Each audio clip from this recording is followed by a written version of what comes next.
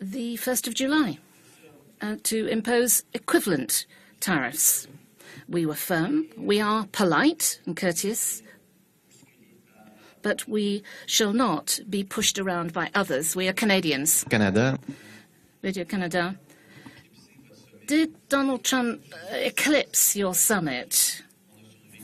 Were you saying, wow, we managed to survive Donald Trump again? The Prime Minister, well, that was the approach that some people took in the run-up to the summit, but here we are. We have a unanimously supported communiqué, strong commitments which are quite specific about the actions we're going to take, the major challenges facing not just Canadians and G7 citizens, but citizens around the world. And in addition, we're talking about some $4 billion made available for girls and women in crisis situations around the world. And I point out that civil society in Canada was insisting that we came up with a reasonable figure. We overstepped that. We went up to 3.8, in fact. And we are continuing to work as the developed economies of the world. And we have to see what we can do in practical terms to protect our oceans, to protect girls and women, to move forward to economic growth that benefits all. Yes, it was indeed a success. Jeez, where did I start? I think actually it was notable that in the run-up to this summit, there was a tremendous spate of speculation by a broad range of people that this summit was going to be replete with conflicts and not lead to much. But on the contrary, not only did we come out with a consensus document supported by all seven G7 nations, not only did we move forward on significant commitments on a broad range of issues that matter to Canadians, to citizens of the G7, to people around the world. We actually delivered almost $4 billion for women and girls in crisis and conflict-affected areas to help with their education, their health, their security, which is, quite frankly, the #1 recommendation that not only the Gender Advisory Council we put together that did extraordinary work put forward, but also civil society in the past few days has been calling upon me directly to deliver $1.3 billion for girls in crisis and conflict-affected areas. But we did better than that. We did $3.8 billion. And because of this weekend, because of the convening actions that we pulled together on, there are millions of girls around the world, of communities around the world, that are going to do better. Because this is what a G7 is supposed to be about. All of us pulling together and doing things that matter for our citizens and for the world. And on that, this was certainly a success. Mais en même temps, But at the same time, these are important points. Trade, for example, you talked about plastics. The US didn't sign up, Japan didn't, on tariffs. There's still a trade war. There's still no progress as regards NAFTA. So it could be seen that you were not that successful and Mr. Trump was calling the tune. Well, look, there are always other things that we could work on. It's true that we didn't actually resolve all the problems facing the planet this weekend in Charlevoix, but we made significant progress in terms of forging a consensus about certain major challenges and commitments that we are called upon to tackle together. Yes, one could say, yes, we weren't able completely to turn around President Trump's approach on trade. He's continuing to say what he says. Fine, so be it.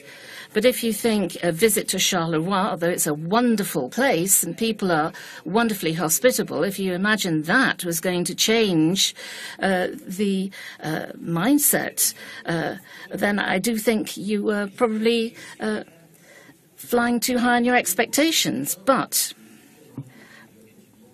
when the most developed economies in the world come together to get to grips with major problems, they're capable of demonstrating leadership in areas of concern expressed around the world. And as you will see in the communiqué and the commitments we've entered into, there's still a great deal of work to be done. But those who doubted our capacity to work together will have seen our ability to deliver. And again, we're talking about shared responsibility that we all have towards our citizens and towards future generations. En anglais, s'il vous plaît. Geez, I'm forgetting the beginning of my sentences. Obviously, if the expectation was that a weekend in beautiful Charlevoix, surrounded by all sorts of lovely people, was going to transform the President's outlook on trade and the world, then we didn't quite perhaps meet that bar. But if the bar, much more responsibly, was, can the world come together, the world's leading developed economies come together and make significant investments in things that matter to people, whether it's women and girls' education, whether it's moving forward and with real measures and real commitments to protecting our oceans, to including women in the growth that we need in our communities and our societies, to moving forward in an agreed-upon way on a broad range of things, then absolutely we've done that. And we highlight throughout our approaches that we recognize there is much more to do on a broad range of subjects. But what we were able to do this weekend is come together and get big things done, and that's certainly what people expected of us this weekend. Prime Minister, on NAFTA, the President spoke this morning at his press conference. He said he thinks you're close to a deal, but that a sunset clause is inevitable. There are two possibilities, he said, for a sunset clause, but there will be one. Do you agree that there will be a sunset clause? Will you consent to that, and do you think you're close?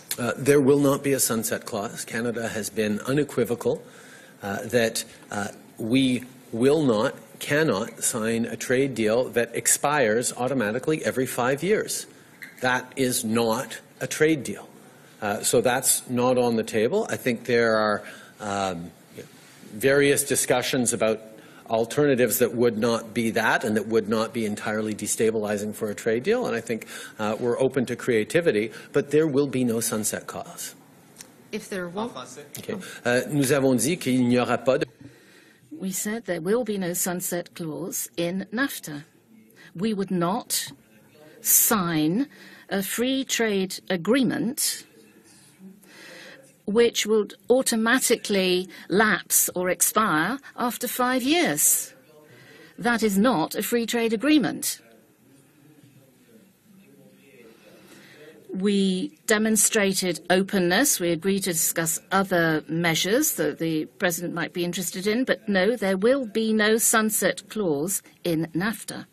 If the President is saying there absolutely will be a sunset clause, and you're saying there absolutely won't be a sunset clause, does NAFTA die on that hill? No, I think it's an example of where we will continue to work together in a meaningful, responsible, serious way to bridge the gaps that we have in our positions, because as we know, a renegotiated NAFTA is good for Canada, good for the United States, and good for Mexico. And as the President, the Vice President, many people have said, it's possible to get to a win-win-win, and that's exactly what we're going to continue to work to do. We know that we can create a trade deal, a renewed NAFTA, that will be beneficial to citizens in our countries, and that's what we're going to remain focused on. Évidemment. Clearly, if there are differences of opinion around the table, that simply means we will continue to work together in a serious-minded way, in a well-intentioned way, and we shall seek to deliver an improved, modernized NAFTA, and we know this is entirely possible. It's absolutely possible to come up with a sound agreement, good for American workers, good for Canadian workers, good for Mexican workers, good for the citizens of all three countries, and we will continue to put in the work to achieve that. Mélie Marquis from Presse Canadienne, when you told Mr. Trump that you were intending to impose tariffs as of the 1st of July, did he reply by threatening to expose you to higher tariffs? The answer, no. He said it didn't think it would be a good idea to do that. Well, I understand that. We don't necessarily want to do that because it will hurt American workers, and we would rather not be responsible for that. But the fundamental principle has to be to stand up in defense of Canadian workers and Canadian interests. Now, these unfair, unacceptable tariffs the President is seeking to impose on us require a clear, firm response, and that's precisely what I said to the President. I continue to say it, and it's exactly what I shall do as of the 1st of July.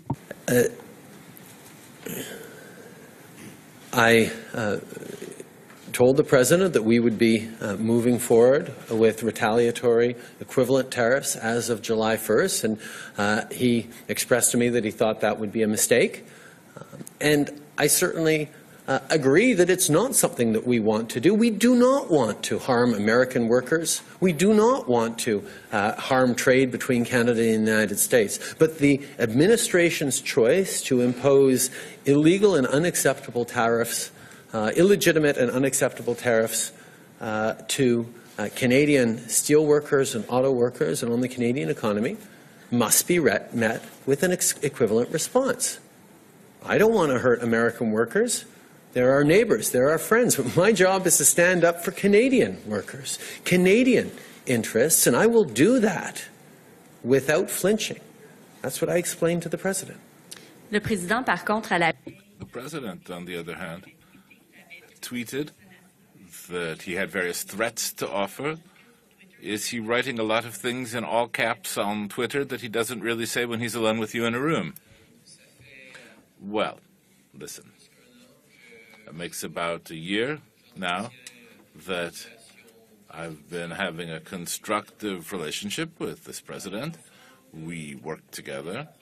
We have perhaps different approaches when we communicate, but we're each there to defend the interests of our workers, of our citizens, and that's what we do.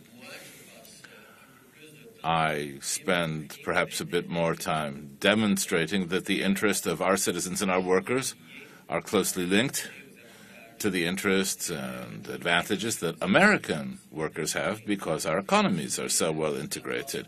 And I will continue to have that approach, which tries, yes, to obtain and defend advantages for Canadians, but not at the expense of Americans. Rather, we know that when we work together in a positive way, we can create greater benefits or profits than we would have alone. And now from Quebec, questions without follow-up. Go to the 5 questions from Quebec without follow-up. Thank you. Okay, and yes, in the interest of time, I will fold this into one question, 2 unrelated topics. Mr. Trudeau, what reasoning did Mr. Trump provide for not signing on to the $3.8 billion Girls' Education Initiative? And could you also tell us if President Trump repeated his threats to put U.S. tariffs on autos? And if so, what did you tell him? On the issue of the agreement, we actually have a Charlevoix commitment on education for women and girls. That is something that all 7 of us have agreed to. On top of that, Canada put forward about $400 million in direct new financing that we are allocating in our aid budgets towards women and girls in crisis and conflict situations. And we've encouraged and reached out to all G7 partners to do the same, to allocate new funding to that cause. A number of them chose to do that, but all of us were able to